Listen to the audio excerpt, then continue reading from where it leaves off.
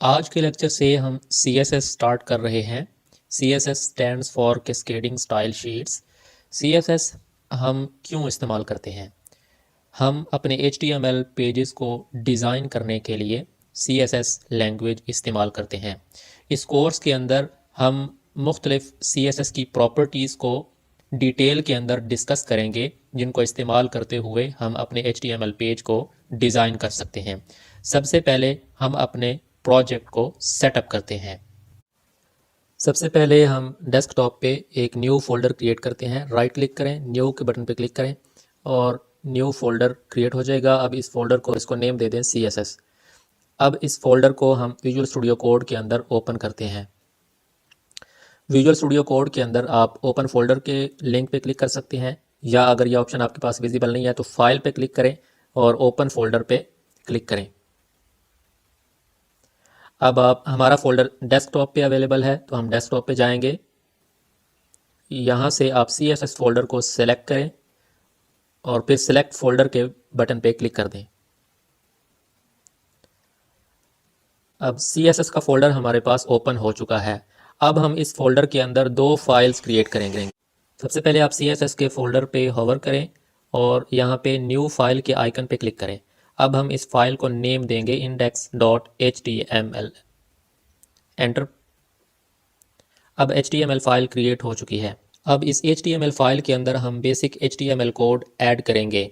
यहाँ पे हम HTML कोड को एक्सप्लेन नहीं करेंगे, क्योंकि ये इस वेब डेवलपमेंट सीरीज़ का दूसरा कोर्स है, जिसके अंदर हम सिर्फ CSS के कॉन्सेप्ट्स को डिटेल के अंदर डिस्कस करेंगे। अगर आपने HTML वाला कोर्स कंप्लीट कर लिया है तो आपको ये टैग्स समझने में आसानी होगी। अगर आपने HTML वाला कोर्स कंप्लीट नहीं किया तो सबसे पहले आप HTML वाला कोर्स कंप्लीट करें और उसके बाद आप CSS वाला कोर्स स्टार्ट करें। HTML कोर्स का लिंक इस वीडियो की डिस्क्रिप्शन के अंदर दे दिया जाएगा। अब हम CSS स्टाइल्स ऐड करने के लिए एक नई CSS फाइल क्रिएट करते हैं। सबसे पहले CSS फोल्डर पे होवर करें और न्यू फाइल के आइकन पे क्लिक करें। यहाँ पे हम अपनी CSS फाइल का नेम देते हैं style.css। Enter. CSS file create हो चुकी है। अब इस CSS फाइल को हम index.html फाइल के अंदर लिंक करते हैं। तो हेड टैग के अंदर टाइटल टैग के नीचे हम लिंक टैग ऐड करेंगे। Link rel is equals to style sheet और href एट्रीब्यूट के ज़रिए हम CSS फाइल का पाथ दे देंगे। चूँकि CSS फाइल इसी फोल्डर के अंदर है तो हम href के अंदर जस्ट इस फाइल का नेम लिख देंगे, style.css। अब लिंक टैग चूँकि सेल्फ क्लोजिंग टैग है तो इसको हम स्लैश के ज़रिए इस लिंक टैग को क्लोज कर देंगे। अब ये चेक करने के लिए कि हमारी style.css file correctly index.html file के साथ लिंक हो गई है, हम style.css के अंदर एक टेस्टिंग के लिए एक स्टाइल डिफाइन करते हैं। हमने पैराग्राफ टैग को रेड कलर असाइन कर दिया है। अब आप इन दोनों फाइल्स को सेव कर दें। अब हम अपनी index.html फाइल को ब्राउज़र के अंदर टेस्ट करते हैं। सबसे पहले आप अपने CSS फोल्डर को ओपन करें। आप देखें यहाँ पे दोनों फाइल्स अवेलेबल हैं, index.html और style.css। आप index.html फाइल पे राइट क्लिक करें और ओपन विद पे क्लिक करें और गूगल क्रोम पे क्लिक करें। अब हमारी फ़ाइल ब्राउज़र के अंदर ओपन हो चुकी है। अब देखें कि हमारा जो पैराग्राफ है उस पे रेड कलर अप्लाई हो चुका है, जो हमने style.css फाइल के अंदर ऐड किया था। इस लेक्चर में हम CSS के सिंटैक्स के बारे में बात करेंगे कि CSS स्टाइल को किस तरह से डिफ़ाइन किया जाता है। CSS स्टाइल का सिंटैक्स बहुत सादा सा है। सबसे पहले हम सेलेक्टर लिखते हैं। सेलेक्टर तीन तरह के हो सकते हैं, या तो HTML का टैग नेम हो सकता है, या उस टैग के अंदर जो डिफाइंड क्लास नेम है वो हो सकता है, या उस टैग की ID हो सकती है। तो इन तीन में से कोई एक सेलेक्टर आएगा, जैसे H2 है, पैराग्राफ है एंड सो ऑन। तो H2 यहाँ पे हमने सेलेक्टर यूज़ किया, फिर उसके बाद ब्रैकेट आएगी और ब्रैकेट के बाद हम CSS की प्रॉपर्टी लिखते हैं, जैसे कि colour, background colour, border colour, जो भी प्रॉपर्टी आप डिफाइन करना चाहते हैं।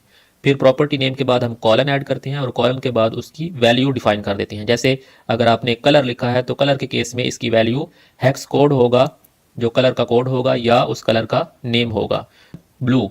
तो इससे क्या, और इसके बाद हमने ऐड कर दिया सेमी कॉलन, और सेमी कॉलन के बाद हमने ब्रैकेट को क्लोज कर दिया। तो अब जितने भी हमारे H2 के टैग्स होंगे हमारे HTML पेज पे, उन सब पे जो टेक्स्ट कलर है वो ब्लू अप्लाई हो जाएगा।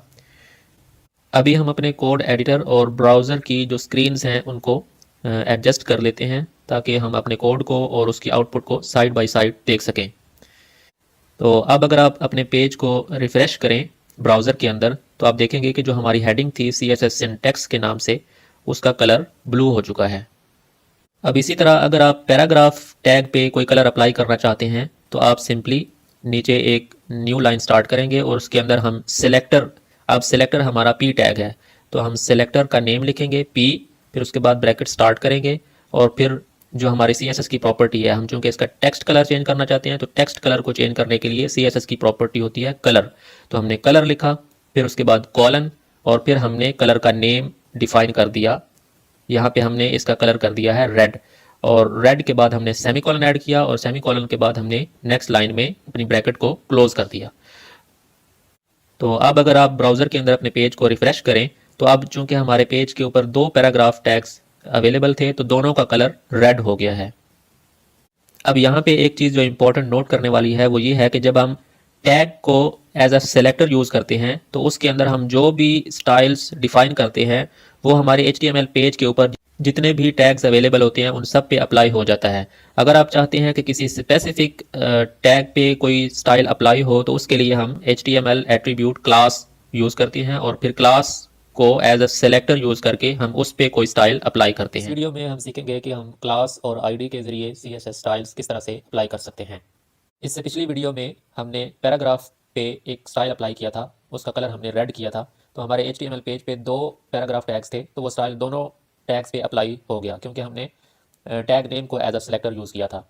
अब लेट्स से कि हम सिर्फ एक पैराग्राफ पे कोई स्टाइल अप्लाई करना चाहते हैं तो उस केस में हम टैग नेम यूज़ नहीं करेंगे बल्कि उस स्पेसिफिक पैराग्राफ को एक क्लास असाइन करेंगे और फिर उस क्लास को इस्तेमाल करते हुए हम उसको CSS स्टाइल ऐड करेंगे, यानी उस क्लास को इस्तेमाल करते हुए हम उस पैराग्राफ का कलर चेंज करेंगे। तो सबसे पहले हमने पैराग्राफ में क्लास ऐड की फर्स्ट पी के नाम से और फिर स्टाइल डॉट CSS के अंदर हमने सबसे पहले डॉट लिखा, डॉट के बाद हमने क्लास नेम ऐड किया और फिर ब्रैकेट्स के अंदर हमने उसको कलर असाइन कर दिया रेड। तो क्लास को as a tag name use करने के लिए हम क्लास से पहले डॉट ऐड करते हैं और फिर बाकी उसी तरह हम ब्रैकेट्स के अंदर CSS स्टाइल्स ऐड कर देते हैं। अब अगर आप ब्राउज़र को रिफ्रेश करें तो आप देखेंगे कि जस्ट एक पैराग्राफ का कलर चेंज हुआ है जिसको हमने क्लास असाइन की थी और फिर उस क्लास के थ्रू हमने उसका कलर चेंज किया है। इसी तरह आईडी को इस्तेमाल करते हुए भी हम स्टाइल असाइन कर सकते हैं। तो एक एग्जांपल लेते हैं, हमने दूसरा जो पैराग्राफ है हमारा HTML पेज के अंदर उसको हम एक आईडी असाइन कर देते हैं और इसको हमने आईडी असाइन की है सेकंड पी के नाम से। अब इस आईडी को इस्तेमाल करते हुए हम इस पैराग्राफ का कलर चेंज करते हैं। तो हम स्टाइल डॉट CSS के अंदर जाएंगे और स्टाइल डॉट CSS के अंदर हम लिखेंगे हैश और हैश के बाद हमारी आईडी का नेम था सेकंड पी, वो हम टाइप करेंगे और फिर उसी तरह हम ब्रैकेट्स के अंदर इसका कलर चेंज कर देंगे। तो हमने सेकंड पैराग्राफ का कलर चेंज कर दिया है और इसको हमने कलर असाइन कर दिया है ऑरेंज। तो जो इंपॉर्टेंट नोट करने वाली चीज़ ये है कि अगर आप क्लास नेम को एज अ सेलेक्टर इस्तेमाल कर रहे हैं तो क्लास नेम से पहले हम डॉट ऐड करते हैं और अगर आप आईडी को एज अ सेलेक्टर यूज़ कर रहे हैं तो आईडी के नेम से पहले हम हैश ऐड करते हैं। आज की वीडियो में हम सीखेंगे कि अगर आप कोई CSS स्टाइल चाइल्ड एलिमेंट्स पे अप्लाई करना चाहते हैं तो वो हम किस तरह से कर सकते हैं। मिसाल के तौर पे लेट्स से कि आपके पास एक डिव एलिमेंट है और उस डिव टैग के अंदर आपके पास कुछ पैराग्राफ एलिमेंट्स अवेलेबल हैं, तो आप चाहते हैं कि आप CSS स्टाइल सिर्फ उन्हीं पैराग्राफ्स पे अप्लाई करें जो इस पर्टिकुलर डिव टैग के अंदर मौजूद हैं। तो चूंकि ये पैराग्राफ्स इस डिव टैग के चाइल्ड एलिमेंट्स हैं तो इस वीडियो में हम सीखेंगे कि हम चाइल्ड एलिमेंट्स को किस तरह से टारगेट कर सकते हैं और उन पे CSS स्टाइल्स अप्लाई कर सकते हैं। तो सबसे पहले हमने डिव टैग को एक क्लास असाइन कर दी है माई डिव के नाम से। अब हम इस क्लास के थ्रू इस डिव के अंदर जो पैराग्राफ्स मौजूद हैं उनको टारगेट करेंगे। तो हम स्टाइल डॉट CSS के अंदर जाएंगे और सबसे पहले हम क्लास को एक्सेस करेंगे। तो क्लास को एक्सेस करने के लिए हम सबसे पहले डॉट लिखते हैं और फिर उस क्लास का नेम ऐड करते हैं। तो हमने लिखा डॉट माई डिव, फिर हम स्पेस ऐड करेंगे और अब चूंकि हमने इस डिव के अंदर पैराग्राफ्स को एक्सेस करना है तो हम पी टैग को एज ए सेलेक्टर यूज़ करेंगे। तो हमने लिखा डॉट माई डिव स्पेस और फिर पी टैग को हम एक्सेस करने के लिए पी लिखेंगे और फिर हम ब्रैकेट स्टार्ट करेंगे और फिर हम अपने स्टाइल्स ऐड करेंगे। फॉर एग्जांपल हम इन पैराग्राफ्स को कलर असाइन कर देते हैं ग्रीन, तो हमने लिखा कलर कॉलन ग्रीन फिर हमने सेमीकोलन ऐड किया और फिर हमने ब्रैकेट को क्लोज कर दिया। अब अगर हम अपने पेज को रिफ्रेश करें तो आप देखें कि हमारा जो स्टाइल है, जो हमने कलर ग्रीन असाइन किया है, वो सिर्फ उन्हीं पैराग्राफ्स पे अप्लाई हुआ है जो उस डिव के अंदर मौजूद थे। तो इस तरह से हम चाइल्ड एलिमेंट्स को एक्सेस करके कोई भी स्टाइल उन पे अप्लाई कर सकते हैं। आज की वीडियो में हम कलर और टाइपोग्राफी के रिलेटेड जो CSS की प्रॉपर्टीज़ हैं उनको डिस्कस करते हैं। तो सबसे पहले हमने एक पैराग्राफ डिफाइन किया है और पैराग्राफ के अंदर हमने कुछ टेक्स्ट लिखा है। हम इसकी स्टाइलिंग के लिए पैराग्राफ को कोई क्लास असाइन कर देते हैं। फॉर एग्जांपल हम इसको क्लास देते हैं, class is equals to my P. अब हम इस क्लास को इस्तेमाल करते हुए इस पे कुछ कलर या टाइपोग्राफी की जो CSS की प्रॉपर्टीज़ हैं वो हम इस क्लास को इस्तेमाल करते हुए इस पैराग्राफ पे अप्लाई करते हैं। तो हम style.css के अंदर जाएंगे। अब हमने चूंकि इस पैराग्राफ को क्लास के थ्रू एक्सेस करना है, तो क्लास को एक्सेस करने के लिए हम सबसे पहले डॉट लिखते हैं, फिर उस क्लास का नेम लिखते हैं। तो हमारी क्लास का नेम था myp, फिर हम ब्रैकेट सेट करते हैं और ब्रैकेट के अंदर हम अपने जो CSS की प्रॉपर्टीज़ हैं वो डिफाइन करते हैं।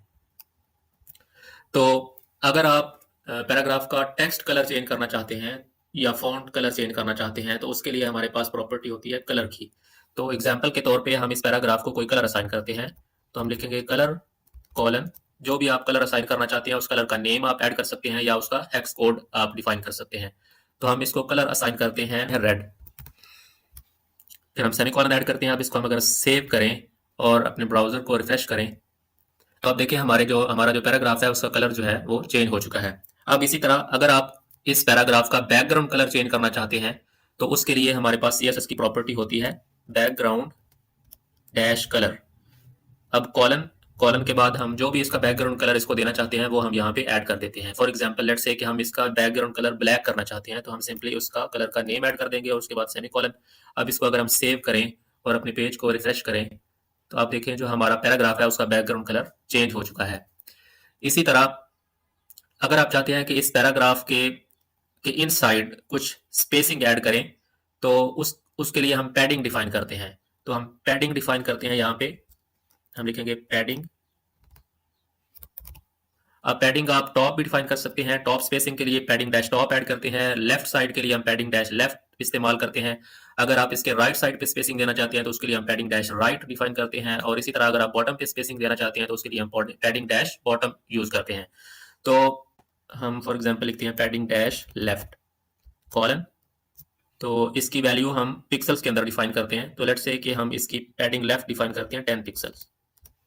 इसको हम सेव करते हैं, कंट्रोल S। अब अगर आप इसको रिफ्रेश करें तो आप देखें लेफ्ट साइड पे 10 पिक्सल्स की पैडिंग या स्पेसिंग ऐड हो गई है। इसी तरह आप टॉप पैडिंग भी डिफाइन कर सकते हैं, padding dash top colon 10 pixels. इसको आप सेव करें, रिफ्रेश करें, अब देखिए टॉप पे भी 10 पिक्सल्स की पैडिंग डिफाइन हो गई है। इसी तरह हम राइट और बॉटम की पैडिंग भी डिफाइन करते हैं, padding dash right colon 10 pixels.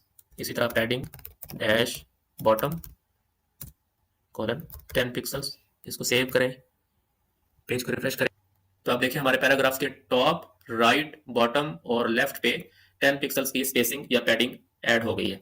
अगर आप इन पैडिंग को एक ही लाइन के अंदर डिफाइन करना चाहते हैं तो उसके लिए हमारे पास सिंटैक्स होता है, इसको हम फिलहाल रिमूव कर देते हैं। हम इसको कहते हैं पैडिंग कॉलन। अब अगर आप सिंपली यहाँ पे 10 पिक्सल लिखें और सेमीकोलन ऐड करें तो इसका मतलब ये है कि आपकी टॉप की पैडिंग भी 10 होगी, राइट पे भी 10 होगी, बॉटम पे भी 10 होगी और लेफ्ट पे भी 10 पिक्सल्स की पैडिंग डिफाइन होगी अगर आप सिंपली पैडिंग कॉलम 10 पिक्सल लिखते हैं। तो अब अगर आप इसको सेव करें, कंट्रोल S, और इसको रिफ्रेश करें तो आप देखें कोई चेंज नहीं आई। मींस कि आपकी टॉप पैडिंग, राइट, बॉटम और लेफ्ट सारी पैडिंग जो है वो 10 पिक्सल्स ऐड हो गई हैं। अब अगर आप डिफरेंट पैडिंग्स डिफाइन करना चाहते हैं और आप यही एक लाइन वाला सिंटैक्स यूज करना चाहते हैं तो वो आप कैसे करेंगे? तो इसको हम रिमूव करते हैं। सबसे पहले लिखेंगे पैडिंग कॉलन। अब सबसे पहले आप जो पैडिंग डिफाइन करते हैं वो टॉप की करते हैं। इसकी तरतीब इस तरह से होती है, सबसे पहले टॉप, फिर राइट, फिर बॉटम और फिर लेफ्ट। तो सबसे पहले हम टॉप पैडिंग डिफाइन करते हैं। लेट्स से हम टॉप पैडिंग इसको देते हैं 10 पिक्सल्स। अब हम कहते हैं कि राइट पैडिंग इसकी होनी चाहिए 20 पिक्सल्स, ठीक है। इसी तरह अब हम बॉटम की पैडिंग डिफाइन करना चाहते हैं तो बॉटम की पैडिंग हम डिफाइन करते हैं लेट्स से 10 पिक्सल्स। इसी तरह अब हम लेफ्ट की पैडिंग डिफाइन करना चाहते हैं तो इसको हम लेट्स से लेफ्ट की पैडिंग भी 20 पिक्सल्स देते हैं, 20 पिक्सल्स। तो अब ये सिंटैक्स हमें बता रहा है कि हमारी जो पैराग्राफ है उसकी जो टॉप पैडिंग है वो 10 पिक्सल होगी, उसकी राइट पैडिंग या राइट स्पेसिंग 20 पिक्सल होगी, बॉटम की पैडिंग 10 पिक्सल होगी और लेफ्ट की पैडिंग भी 20 पिक्सल होगी। अब हम इसको सेव करते हैं, कंट्रोल एस। अब इसको हम रिफ्रेश करते हैं तो आप देखें टॉप की जो पैडिंग है वो 10 पिक्सल है, बॉटम की भी 10 पिक्सल है और लेफ्ट और राइट की 20 पिक्सल है। अब इसको वेरीफाई कैसे करते हैं कि ये वही पैडिंग है या वही स्पेसिंग है जो हमने ऐड की है। तो अगर आप इस पे राइट क्लिक करें और इंस्पेक्ट पे क्लिक करें और अब ये हमारा पैराग्राफ है, ये आपका सिलेक्टेड होना चाहिए पैराग्राफ। तो आप देखें यहाँ पे हमारे जो स्टाइल्स हैं वो शो हो रहे हैं। अब यहाँ पे अगर आप स्क्रॉल डाउन करें तो आप देखें यहाँ पे वो बता रहा है आपको कि इसकी जो टॉप की पैडिंग है वो 10 है, राइट साइड पे इसकी पैडिंग 20 है, बॉटम पे 10 है और लेफ्ट साइड पे भी 20 पिक्सल्स की पैडिंग है। तो यहाँ से आप इसको वेरीफाई कर सकते हैं। अब हम इस पैराग्राफ का फॉन्ट साइज चेंज करते हैं। तो फॉन्ट साइज के लिए हमारे पास प्रॉपर्टी होती है फॉन्ट डैश साइज कॉलन, जो भी आप इसका साइज डिफाइन करना चाहते हैं। हम पिक्सल्स के अंदर इसका साइज डिफाइन करते हैं। लेट्स से हम इसका फॉन्ट साइज डिफाइन करते हैं 22 पिक्सल्स। इसको हम सेमीकोलन ऐड करेंगे, फिर इसको हम सेव करके इसको पेज को रिफ्रेश करते हैं। अब देखिए हमारे जो पैराग्राफ है इसका जो फॉन्ट साइज है यानी टेक्स्ट का जो साइज है वो अब 22 पिक्सल्स हो गया है। इसी तरह अगर आप इस टेक्स्ट को बोल्ड करना चाहते हैं तो उसके लिए हमारे पास प्रॉपर्टी होती है फॉन्ट डैश वेट कॉलन। अब हमारे पास अब विजुअल स्टूडियो कोड के अंदर जब आप कॉलन ऐड करते हैं तो इसकी जो पॉसिबल ऑप्शंस हैं वो आपको शो कर देता है, जैसे कि बोल्ड है, बोल्डर है, लाइटर है, नॉर्मल है एंड सो ऑन। तो हम यहाँ पे सिंपली इसकी वैल्यू डिफाइन करते हैं बोल्ड। हम इस टेक्स्ट को सिंपली बोल्ड करना चाहते हैं, सेमीकोलन, कंट्रोल एस, सेव। अब इसको हम रिफ्रेश करते हैं। अब देखिए जो हमारा टेक्स्ट है वो बोल्ड हो गया है। अगर आप इस सारे टेक्स्ट को अपर केस करना चाहते हैं तो उसके लिए हमारे पास एक प्रॉपर्टी होती है टेक्स्ट डैश ट्रांसफॉर्म और इसमें हमारे पास मुख्तलिफ ऑप्शंस अवेलेबल हैं। कैपिटलाइज का मतलब ये होगा कि इस पैराग्राफ का जो फर्स्ट लेटर है वो कैपिटल हो जाएगा। लोअर केस का मतलब ये होगा कि ये सारा जो टेक्स्ट लिखा हुआ है ये सारा लोअर केसेस के अंदर आ जाएगा। और इसी तरह आप इसको अपर केस कर सकते हैं। मुख्तलिफ वैल्यूज को आप यहाँ पे ऐड करके इसको टेस्ट कर सकते हैं। तो यहाँ पे हम अपर केस इसकी वैल्यू डिफाइन करते हैं, इसको अपर केस करते हैं, कंट्रोल एस। अब अगर आप इसको रिफ्रेश करें तो आप देखिए हमारा जो टेक्स्ट था वो सारा अपर केस हो चुका है, सारे जो कैरेक्टर्स थे वो अपर केस के अंदर आ गए हैं। अगर आप इसको लोअर केस करें, कंट्रोल एस, तो आप देखें जो सारे कैरेक्टर्स थे वो अब लोअर केस के अंदर डिफाइन हो गए हैं। इसी तरह आप इस टेक्स्ट की अगर आप फॉन्ट फैमिली को चेंज करना चाहते हैं तो उसके लिए हमारे पास प्रॉपर्टी होती है फॉन्ट डैश फैमिली। यहाँ पे हमारे पास मुख्तलिफ फॉन्ट फैमिलीज की ऑप्शंस अवेलेबल है। हम इनमें से कोई एक फॉन्ट फैमिली सेलेक्ट करते हैं। लेट्स से हम ये फॉन्ट फैमिली सेलेक्ट करते हैं, रिफ्रेश करें तो आप देखें हमारा जो अब टेक्स्ट है उसकी फॉन्ट फैमिली चेंज हो गई है। आप इस तरह मुख्तलिफ फॉन्ट फैमिलीज के साथ आप अपने टेक्स्ट को टेस्ट कर सकते हैं। इसी तरह अगर आप अपने टेक्स्ट को इटैलिसाइज करना चाहते हैं तो उसके लिए हमारे पास प्रॉपर्टी होती है फॉन्ट डैश स्टाइल इटैलिक। आप यहाँ से वैल्यू इसकी सिलेक्ट कर देंगे, कंट्रोल एस, इसको रिफ्रेश करें। अब देखिए हमारा जो टेक्स्ट है ये इटैलिक हो गया है। इसी तरह हम इस पैराग्राफ के लिए मार्जिन डिफाइन करते हैं। मार्जिन और पैडिंग के अंदर डिफरेंस ये है कि इस पैराग्राफ के अंदर जो स्पेसिंग होगी उसको हम पैडिंग कहते हैं और इसके पैराग्राफ के जो आउटसाइड जो स्पेसिंग होगी उसको हम मार्जिन कहते हैं। तो हम इस पैराग्राफ के मार्जिन डिफाइन करते हैं टॉप, बॉटम, लेफ्ट और राइट। तो उसी तरह से हमारे पास अगर आप 1 बाय 1 करना चाहते हैं तो हमारे पास इसका सिंटैक्स होता है मार्जिन डैश टॉप। अब लेट से इसका हम मार्जिन टॉप डिफाइन करते हैं 50 पिक्सल्स, कंट्रोल एस।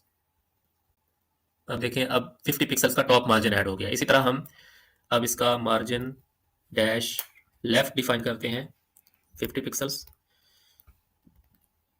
इसी तरह हम इसका मार्जिन डैश राइट डिफाइन करते हैं 50 पिक्सल्स और इसी तरह हम इसका मार्जिन डैश बॉटम डिफाइन कर देते हैं 50 पिक्सल्स, कंट्रोल एस। इसको हम रिफ्रेश करते हैं। अब देखें टॉप, बॉटम, राइट और लेफ्ट मार्जिन जो है इसका 50 पिक्सल डिफाइन हो गया। इसको आप अगर वेरीफाई करना चाहें तो उसी तरीके से आप इसको इंस्पेक्ट करें और इसको आप जो आपका पैराग्राफ है उसको सेलेक्ट कर लें और इसको स्क्रॉल डाउन करें। अब देखें यहाँ पे हमारा जो मार्जिन है वो बता रहा है 50 pixel top, 50 pixel right, 50 pixel bottom और 50 पिक्सल लेफ्ट। तो इस तरह से आप इसको वेरीफाई कर सकते हैं। इसी तरह अब इस मार्जिन को अगर आप एक लाइन के अंदर डिफाइन करना चाहते हैं तो जैसे हमने पैडिंग डिफाइन की थी उसी तरह आप मार्जिन लिखेंगे, मार्जिन। अगर आप सेम मार्जिन डिफाइन करना चाहते हैं टॉप, बॉटम, लेफ्ट, राइट तो आप उसके लिए सिंपली यहाँ पे 50 पिक्सल्स लिख सकते हैं। लेकिन अगर आप डिफरेंट वैल्यूज डिफाइन करना चाहते हैं तो सबसे पहले आपने 50 पिक्सल डिफाइन कर दिया इसका टॉप मार्जिन और फिर हम डिफाइन करेंगे इसका राइट मार्जिन। तो लेट्स से हम राइट मार्जिन इसका रखते हैं 20 पिक्सल्स। अब हम इसके बाद तीसरा पैरामीटर जो है ये होगा इसका बॉटम मार्जिन। तो इसको बॉटम मार्जिन हम देते हैं 50 पिक्सल्स और इसके बाद हम डिफाइन करते हैं इसका लेफ्ट मार्जिन। तो लेफ्ट मार्जिन इसका हम डिफाइन करते हैं लेट्स से 20 पिक्सल्स। इसको हम सेव कर देते हैं, इसको रिफ्रेश करें तो आप देखें टॉप मार्जिन और बॉटम मार्जिन 50 पिक्सल्स है और राइट और लेफ्ट मार्जिन इसका 20 पिक्सल डिफाइन हो गया है। अब इसी तरह हम इसका बॉर्डर डिफाइन करते हैं।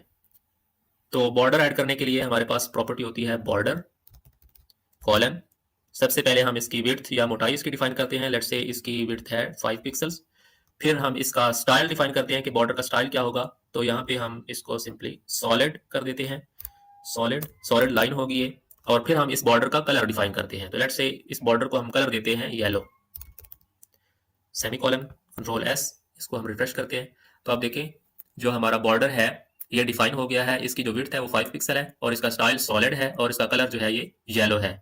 अगर आप इसकी प्रॉपर्टीज को वन बाय वन डिफाइन करना चाहते हैं तो उसके लिए हमारे पास सिंटैक्स होता है। सबसे पहले हम फिलहाल इसको सेव करते हैं, इसको रिफ्रेश करते हैं तो अभी हमने इसका बॉर्डर रिमूव कर दिया है। अब हम वन बाय वन इसके जो प्रॉपर्टीज है वो डिफाइन करते हैं। तो सबसे पहले हम इसकी बॉर्डर की विड्थ डिफाइन करते हैं। उसके लिए हमारे पास स्टाइल होता है, उसके लिए हमारे पास प्रॉपर्टी होती है बॉर्डर डैश विड्थ और इसको हम विड्थ देते हैं लेट्स से 10 पिक्सल्स। और फिर हम इसका बॉर्डर का स्टाइल डिफाइन करते हैं बॉर्डर डैश स्टाइल और यहाँ पे हमारे पास मुख्तलिफ ऑप्शंस अवेलेबल हैं, डैश, डॉटेड, डबल, ग्रूव। आप इनके साथ एक्सपेरिमेंट कर सकते हैं। यहाँ पे हम सिंपली इसका स्टाइल डिफाइन करते हैं डॉटेड और फिर हम इसका बॉर्डर का कलर डिफाइन करते हैं। तो उसके लिए हमारे पास प्रॉपर्टी होती है बॉर्डर डैश कलर कॉलन। अब कलर का हम नेम लिखते हैं लेट्स से ग्रीन, फिर सेमीकोलन, सेव। अब हम इसको रिफ्रेश करते हैं तो आप देखें एक डॉटेड बॉर्डर जो है ये इस पैराग्राफ के अराउंड ऐड हो गया है। इसके अलावा हमारे पास एक प्रॉपर्टी होती है बॉर्डर डैश रेडियस। हम लेट्स से इसको बॉर्डर रेडियस देते हैं 5 पिक्सल्स, सेमीकोलन, कंट्रोल एस। तो आप देखें इसके जो कॉर्नर्स हैं वो रेक्टेंगल के बजाय सर्कुलर हो गए हैं। और इसके जो हमने बॉर्डर रेडियस डिफाइन किया है इसकी वैल्यू को आप चेंज कर सकते हैं। लेट्स से हम इसकी वैल्यू को थोड़ा इंक्रीज करते हैं, हम इसके बॉर्डर रेडियस को 15 पिक्सल करते हैं और जो हमारा बॉर्डर स्टाइल है इसको हम सॉलिड करते हैं ताकि हम इसके कॉर्नर्स को ठीक तरीके से देख सकें। कंट्रोल एस, इसको हम रिफ्रेश करते हैं तो अब आप देखें कि हमारे जो बॉर्डर का जो रेडियस है वो हमने इंक्रीज किया 15 पिक्सल्स और अब आपके जो बॉर्डर के जो कॉर्नर्स हैं वो सर्कुलर हो गए हैं। आज की वीडियो में हम एक पेज का लेआउट डिज़ाइन करना सीखेंगे और इस प्रोसेस के दौरान जो भी हम CSS की प्रॉपर्टीज यूज़ करेंगे उनके बारे में बात करते हैं। इस पेज लेआउट के अंदर हम सबसे पहले एक हेडर सेक्शन बनाएंगे और हेडर सेक्शन के नीचे हम एक कंटेंट सेक्शन बनाएंगे। उस कंटेंट सेक्शन को हम दो हिस्सों में डिवाइड करेंगे, एक हमारा मेन कंटेंट एरिया होगा और दूसरा हमारा साइड बार होगा। और फिर उसके बॉटम पे हम एक फुटर के लिए एक सेक्शन डिज़ाइन करेंगे। तो सबसे पहले हम इसका जो HTML मार्कअप है वो लिख लेते हैं। तो सबसे पहले हम एक div ऐड करेंगे और इसको हम एक क्लास दे देते हैं, class is equals to header और इसको हम क्लोज कर देते हैं। अभी सिंपली हमने एक div ऐड की है हेडर के लिए। फिर उसके बाद हम एक div बनाएंगे मेन कंटेंट के लिए, div। सो अगर आप क्लोज करें, अब हम इसको क्लास दे देते हैं, class is equals to main, main dash content. अब ये हमारी मेन कंटेंट की डिव जो है इसको हम फर्दर दो सेक्शंस के अंदर डिवाइड करना चाहते हैं। तो इसका मतलब है हमें इसके अंदर मजीद दो डिव्स बनानी है, एक हमारे मेन कंटेंट के लिए और दूसरी साइड बार के लिए। तो इस मेन कंटेंट क्लास की जो डिव है इसके अंदर हम दो डिव्स बनाते हैं। डिव, पहली जो डिव है इसको हम क्लास असाइन कर देते हैं मेन और इसी तरह हम एक और डिव बनाते हैं डिव, इसको हम क्लास असाइन कर देते हैं साइड बार। अब मेन कंटेंट के बाद हमने फुटर का सेक्शन बनाना है तो उसके लिए हम एक डिव बना लेते हैं डिव। इस डिव को हम क्लास असाइन कर देते हैं, class is equals to footer. अब अभी अभी हमारे पास पेज पे कोई चीज शो नहीं होगी तो हम कुछ कंटेंट या कुछ टेक्स्ट इसके अंदर लिख देते हैं। फॉर एग्जांपल हेडर की जो डिव है उसके अंदर हम लिख देते हैं हेडर सेक्शन और इसी तरह जो हमारा मेन कंटेंट है, मेन कंटेंट के अंदर हमारे पास दो डिव्स हैं। ये हमारे जो पहली डिव है ये मेन कंटेंट के लिए तो इसके अंदर हम लिख देते हैं मेन कंटेंट सेक्शन और जो हमारी साइड बार की डिव है इसके अंदर हम लिख देते हैं साइड बार सेक्शन और फुटर वाले डिव के अंदर हम लिख देते हैं फुटर सेक्शन। अभी अगर हम इसको सेव करें और अपने पेज को रिफ्रेश करें तो आप देखें ये 4 डिव्स हैं जो हमने ऐड किए हैं। सबसे पहले हेडर सेक्शन है, फिर मेन कंटेंट सेक्शन है, साइड बार सेक्शन है और फुटर सेक्शन है। तो अब हम इसको एक प्रॉपर लेआउट के अंदर डिजाइन करेंगे सीएसएस को इस्तेमाल करते हुए। तो सबसे पहले हम हेडर सेक्शन को डिजाइन करते हैं। हेडर सेक्शन के लिए हमारे पास जो डिव है उसकी क्लास है हेडर। तो हम इस क्लास को इस्तेमाल करते हुए अपने हेडर सेक्शन को डिजाइन करते हैं। तो क्लास को एक्सेस करने के लिए हम सबसे पहले डॉट लिखते हैं, फिर उस क्लास का नेम। अब क्लास का नेम है हेडर, तो हम हेडर टाइप करेंगे। अब ब्रैकेट्स के अंदर हम इस हेडर सेक्शन के लिए अपने स्टाइल्स जो हैं इनको डिफाइन करते हैं। तो सबसे पहले हम डिफाइन करते हैं इसकी विड्थ। तो विड्थ के लिए हमारे पास CSS प्रॉपर्टी होती है विड्थ कॉलन। अब आप इसकी विड्थ जो है वो पिक्सल्स के अंदर भी डिफाइन कर सकते हैं और परसेंटेज के अंदर भी डिफाइन कर सकते हैं। तो हम यहाँ पे इसकी वैल्यू जो है वो परसेंटेज के अंदर असाइन करेंगे। हम इसको विड्थ असाइन कर देते हैं 100%। 100% का मतलब ये है कि जितना भी हमारे ब्राउजर के अंदर जो विड्थ अवेलेबल है ये वो सारी विड्थ को कवर करेगा, 100% विड्थ को कवर कर लेगा। तो हमारा हेडर सेक्शन जो है ये फुल विड्थ होगा, मीन्स के 100% विड्थ को कवर करेगा। इसी तरह हम इसकी हाइट डिफाइन करते हैं। तो हाइट के लिए हमारे पास CSS प्रॉपर्टी होती है हाइट कॉलन। अब इसकी हाइट हम पिक्सल के अंदर डिफाइन करते हैं। तो लेट्स से जो हमारा हेडर सेक्शन है हम उसको हाइट देना चाहते हैं 90 पिक्सल्स सेमीकोलन। अब इसका हम हेडर के लिए हम बैकग्राउंड कलर भी एक डिफाइन कर देते हैं। तो बैकग्राउंड कलर के लिए हमारे पास प्रॉपर्टी होती है बैकग्राउंड डैश कलर, और इसको हम लेट्स से बैकग्राउंड कलर देते हैं ब्लैक। तो ब्लैक हम टाइप कर देंगे। तो हम इसका जो टेक्स्ट कलर है उसको व्हाइट कर देते हैं। तो टेक्स्ट कलर के लिए हमारे पास प्रॉपर्टी होती है कलर कॉलन व्हाइट। तो अब देखें हमारे पास जो हेडर सेक्शन है वो टेक्स्ट भी आपको नजर आ रहा है। अच्छा, ये हमारा हेडर सेक्शन डिफाइन हो गया। अगर आप इसके अंदर पैडिंग ऐड करना चाहते हैं तो हम पैडिंग भी डिफाइन कर सकते हैं। हम इसको पैडिंग देते हैं पैडिंग कॉलन 10 पिक्सल्स। अब इसी तरह हम अपने जो मेन कंटेंट सेक्शन है उसको डिजाइन करते हैं। तो मेन कंटेंट सेक्शन के लिए हमारे पास क्लास है डॉट मेन डैश कंटेंट के नाम से। इसको हम कॉपी कर लेते हैं और स्टाइल डॉट CSS के अंदर हम डॉट क्लास नेम और ब्रैकेट्स के अंदर हमारे इससे रिलेटेड स्टाइल्स आ जाएंगे। तो इसको हम विड्थ दे देते हैं 100%। ये हमारा मेन कंटेंट का कंटेनर है, मीन्स के इस सेक्शन के अंदर हमारे पास फर्दर 2 सेक्शन बनेंगे। एक मेन कंटेंट के लिए जिसको हमने क्लास दी थी मेन की, और एक हमारे पास सेक्शन बनेगा साइड बार के लिए जिसको हमने क्लास दी थी साइड बार। ओवरऑल इस कंटेनर की जो विड्थ है वो हमने 100% दे दी है। और इसको हम हाइट दे देते हैं हाइट, इसकी हम हाइट ऑटो रखते हैं ताकि जितना इसके अंदर कंटेंट होगा उसके हिसाब से इसकी हाइट जो है ये चेंज होती रहेगी। इसको हम बैकग्राउंड कलर दे देते हैं बैकग्राउंड कलर वाइट, और इसका जो टेक्स्ट कलर है वो हम ब्लैक कर देते हैं ब्लैक, कंट्रोल S। इसको हाइट हम लेट से दे देते हैं 400 पिक्सल्स ताकि ये सेक्शन हमें नजर आए। इसको हम रिफ्रेश करते हैं। तो अब आप देखिए जो हमारा मेन कंटेंट सेक्शन है वो उसकी हाइट 400 पिक्सल हो गई है। अब ये जो मेन कंटेंट का सेक्शन है इसको हमने फर्दर डिवाइड करना है 2 सेक्शंस के अंदर, एक कंटेंट सेक्शन और एक साइड बार के लिए। तो मेन जो कंटेंट सेक्शन है इसके लिए हमारे पास क्लास है मेन की, इसको हम टारगेट करेंगे। तो इसके लिए हम लिखेंगे डॉट मेन और ब्रैकेट्स के अंदर हम इसके लिए स्टाइल डिफाइन करेंगे। इसी तरह जो हमारी साइड बार है, साइड बार के लिए हमारे पास क्लास है साइड बार के नाम से, तो इसको भी हम साथ ही लिख लेते हैं और इसके भी हम स्टाइल्स यहाँ पे डिफाइन करेंगे। तो सबसे पहले हम मेन सेक्शन पे फोकस करते हैं। तो मेन सेक्शन जो है हम इसको विड्थ असाइन करते हैं विड्थ कॉलन 70%। तो हम चाहते हैं कि जो हमारा मेन सेक्शन है उसकी विड्थ 70% हो, जो ओवरऑल 100% है उसका 70% मेन सेक्शन हो, और जो उसका साइड बार है वो बाकी 30% जो है वो इसका साइड बार होना चाहिए। तो इसको हम विड्थ साइड बार को दे देते हैं विड्थ कॉलन 30%।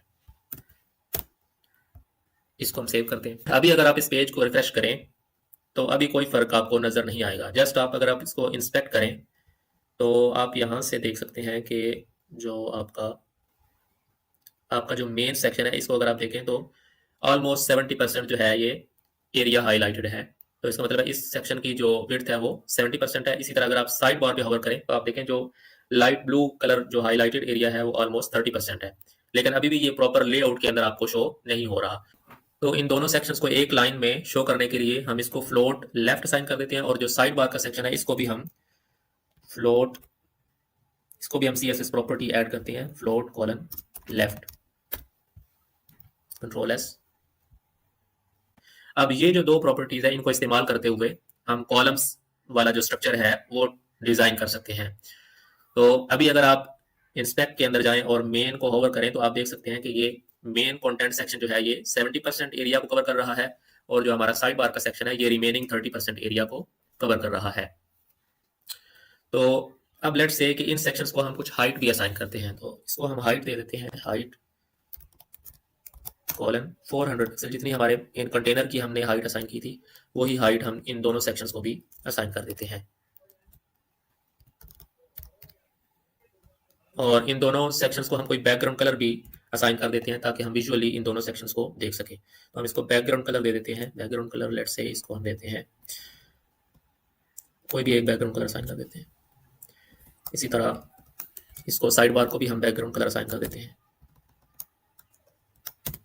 अब हम अगर इसको सेव करें और पेज को रिफ्रेश करें तो आप देखें कि जो हमारा मेन कंटेंट सेक्शन है ये ऑलमोस्ट अपनी शेप के अंदर आ चुका है। इसमें हमारे पास जो मेन कंटेंट सेक्शन है ये 30% एरिया को कवर कर रहा है और जो हमारा साइड बार है ये 30% एरिया को कवर कर रहा है। तो अब इसी तरह हम फुटर सेक्शन को भी डिजाइन करते हैं। तो फुटर सेक्शन के लिए हमारे पास जो क्लास थी वो डॉट फुटर के नाम से थी, तो हम इसको लिखेंगे डॉट फुटर और फिर इसके लिए हम स्टाइल डिफाइन करते हैं। अब लेट्स से इसको हम विड्थ देते हैं उसी तरह 100% और इसको हम हाइट दे देते हैं 90 पिक्सल्स और इसको हम बैकग्राउंड कलर असाइन कर देते हैं ब्लैक और इसका जो टेक्स्ट कलर है उसको हम वाइट कर देते हैं। सेव रिफ्रेश, तो अब देखें जो हमारा फुटर सेक्शन है वो भी डिज़ाइन हो गया है। तो इस वीडियो के अंदर हमने ये सीखा कि हम विड्थ, फ्लोट और हाइट को इस्तेमाल करते हुए एक सिंपल सा लेआउट जो है वो किस तरह से डिज़ाइन कर सकते हैं। अब हेडर सेक्शन के अंदर आप लोगो और मेन्यू आइटम्स उसी तरह से ऐड कर सकते हैं, वो हम आगे अगली वीडियोस के अंदर डिस्कस करेंगे। परसेंटेज के अंदर विड्थ की वैल्यू देने का फ़ायदा ये होता है कि जैसे जैसे आपके ब्राउज़र की विड्थ कम या ज़्यादा होगी उसी हिसाब से आपके जो सेक्शंस हैं उनकी भी विड्थ ऑटोमेटिकली एडजस्ट होती जाएगी। फॉर एग्जांपल अगर हम जो हमारा ब्राउज़र है इसकी विड्थ को इंक्रीज़ करें तो आप देखें जो हमारे सेक्शंस हैं वो उसी तरह फैलते जाएंगे। तो अगर आप फिक्स्ड उसकी वैल्यू दे देंगे पिक्सल के अंदर तो वो उतनी वैल्यू ही रहेगी जितनी आपने पिक्सल के अंदर डिफाइन होगी। अगर आपकी वेबसाइट को कोई मोबाइल के अंदर व्यू करेगा तो उस हिसाब से आपके जो ये सेक्शंस हैं ये एडजस्ट होते रहेंगे। आज की वीडियो में हम रेस्पॉन्सिव डिज़ाइन के बारे में बात करेंगे और मीडिया क्यूरीज को इस्तेमाल करते हुए हम अपने पेज को इस तरह से डिज़ाइन करेंगे कि जैसे ही उसका स्क्रीन साइज़ या डिवाइस चेंज हो तो वो उसके हिसाब से उसकी जो विड्थ्स हैं और जो उसके स्टाइल्स हैं वो एडजस्ट हों ताकि जो हमारी वेबसाइट है वो हर डिवाइस पे अच्छे तरीके से डिस्प्ले हो, चाहे वो डेस्कटॉप हो, टैबलेट हो, मोबाइल डिवाइस हो, कोई भी डिवाइस हो। तो जैसे ही उसकी स्क्रीन साइज एडजस्ट हो तो हमारी जो वेबसाइट है वो उसको रिस्पॉन्ड करे और हर डिवाइस पे वो अच्छे तरीके से डिस्प्ले हो। तो उसके डेमो के लिए हम सबसे पहले एक कुछ कंटेंट HTML का ऐड करते हैं। तो सबसे पहले हम एक डिव ऐड करते हैं, डिव क्लास, इसको हम क्लास देते हैं रो, एक हम रो बनाते हैं और इस रो के अंदर हम 4 कॉलम्स डिफाइन करेंगे। तो कॉलम्स के लिए हम 4 डिव्स बनाएंगे। Div class is equals to column और इसको हम कॉपी कर लेते हैं और पेस्ट कर दिया। अब ये हमारे पास एक रो के अंदर 4 कॉलम्स बन गए हैं। अब इसके अंदर हम कुछ कंटेंट ऐड कर देते हैं, सम कंटेंट हियर, इसी को मैं कॉपी कर लेता हूँ।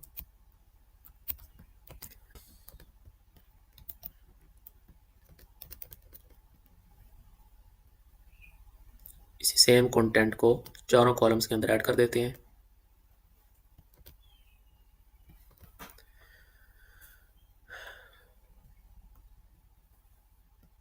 Control S. अब हमारे पास ये एक रो है और उसके अंदर 4 कॉलम है, लेकिन इसको हम अभी प्रॉपर कॉलम्स की फॉर्म में शेप करते हैं यूजिंग CSS। तो सबसे पहले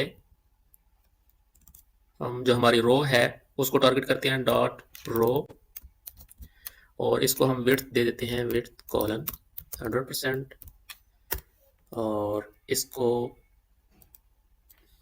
दैट्स इट।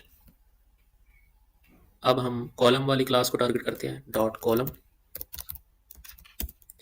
हर कॉलम को हम विड्थ दे देंगे, 4 कॉलम्स हैं तो टोटल 100% है, तो इसकी हर कॉलम की विड्थ आएगी 25%।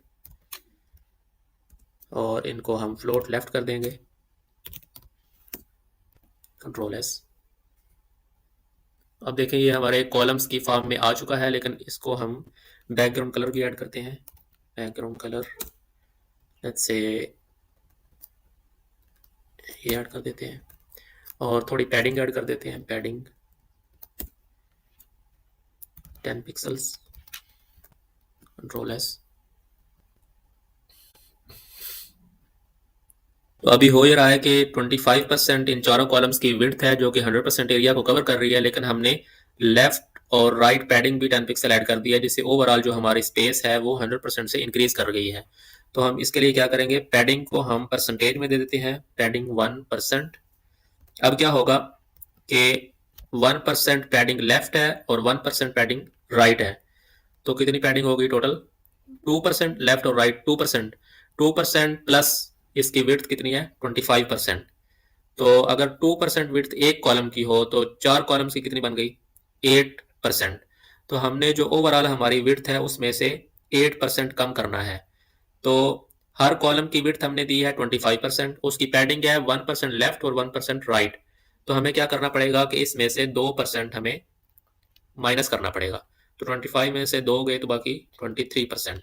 तो हम हर कॉलम को 23% देंगे स्पेस, और 2% हर कॉलम की पैडिंग आ जाएगी, पैडिंग लेफ्ट 1% और पैडिंग राइट 1%।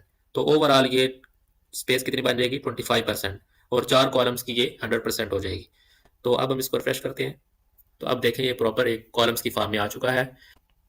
अगर आप मार्जिन भी देना चाहते हैं, फॉर एग्जाम्पल लेट्स से आप मार्जिन ऐड करते हैं, मार्जिन 1%, तो अब हमें जो ओवरऑल हमारी विड्थ है उसमें से 2% मजीद माइनस करना पड़ेगा। तो इसको हम कर देंगे 21%, कंट्रोल एस। तो अब आप देख सकते हैं कि हमारी एक रो बन गई है, और उसके अंदर हमने चार कॉलम्स बना लिए हैं जिनकी विड्थ 21% है, और इनकी padding top bottom left right 1% और मार्जिन भी 1% है। तो अब हम मीडिया क्यूरीज के थ्रू इनको मुख्तलिफ स्क्रीन साइजेस पे टेस्ट करते हैं। तो अभी फिलहाल अगर हम अपनी स्क्रीन के साइज को एडजस्ट करें, तो आप देखें ये प्रॉपरली इसको रिस्पॉन्ड कर रहा है। ये हमारी आप कह सकते हैं डेस्कटॉप साइज है, इसको अगर आप कम करते जाएं तो जो कॉलम्स हैं उनकी विड्थ जो है वो रिस्पॉन्ड कर रही है। इस जगह पे अगर आप नोट करें तो यहाँ पे आपको इसकी जो करंट स्क्रीन की जो विड्थ है और हाइट है वो आपको शो हो रही है, ठीक है। तो अब हम मीडिया क्यूरीज के थ्रू मुख्तलिफ स्क्रीन साइजेस को टारगेट करेंगे और इन कॉलम्स की विड्थ को एडजस्ट करेंगे। मीडिया क्यूरीज के लिए हमारे पास जो सिंटैक्स होता है वो कुछ इस तरह से है कि सबसे पहले हम लिखेंगे मीडिया, फिर हम लिखेंगे ओनली स्क्रीन, एंड फिर हम उसकी विड्थ देंगे जो हमने टारगेट करनी है। तो लेट्स से हम कहते हैं कि max dash width colon 992 pixels, फिर ब्रैकेट्स, और ब्रैकेट्स के अंदर हम इसके जो स्टाइल्स हैं वो ऐड कर देंगे जो इस रेजोल्यूशन को टारगेट करेंगे। तो हम यहाँ पे बता रहे हैं कि जैसे ही हमारे जो ब्राउजर है उसकी स्क्रीन की जो मैक्सिमम विड्थ है वो जैसे ही 992 पिक्सल हो जाएगी, तो उस पे हम यहाँ पे कुछ स्टाइल्स लिखेंगे जो सिर्फ इस स्क्रीन को टारगेट करेंगे। इसी तरह हम एक और ब्रेक पॉइंट ऐड कर लेते हैं, eight media only screen and max dash width colon 767 pixels. तो अब हमने दो ब्रेक पॉइंट्स ऐड किए हैं।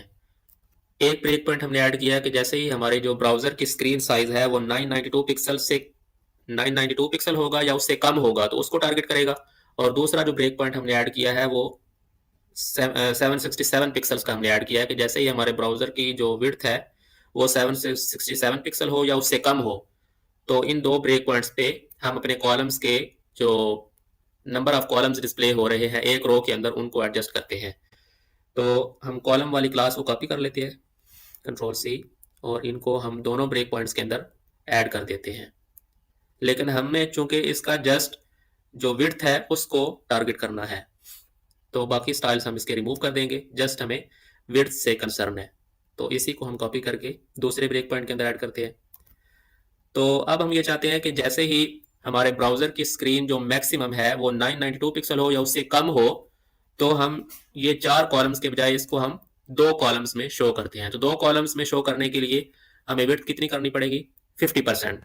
लेकिन 2% पैडिंग है और 2% मार्जिन है, तो 50 माइनस 4 ये कितना हो जाएगा? 46। तो इसको हम कर देंगे 46%। और इसी तरह जैसे ही हमारी जो स्क्रीन का साइज है वो 767 पिक्सल या उससे कम होगा, तो अब हम क्या करना चाहते हैं कि हम इसकी विड्थ को 100% कर देंगे। यानी जैसे ही हमारे ब्राउजर की स्क्रीन 767 पिक्सल हो या उससे कम हो, तो हमें एक रो के अंदर जस्ट एक कॉलम शो हो, तो उसके लिए हमें इसकी विड्थ को करना पड़ेगा 100%। लेकिन 4% हमें माइनस करना पड़ेगा पैडिंग और मार्जिन की वजह से। तो 100 माइनस 4 96। तो इसको हम 96% विड्थ असाइन कर देंगे। अब हम इसको रिफ्रेश करते हैं।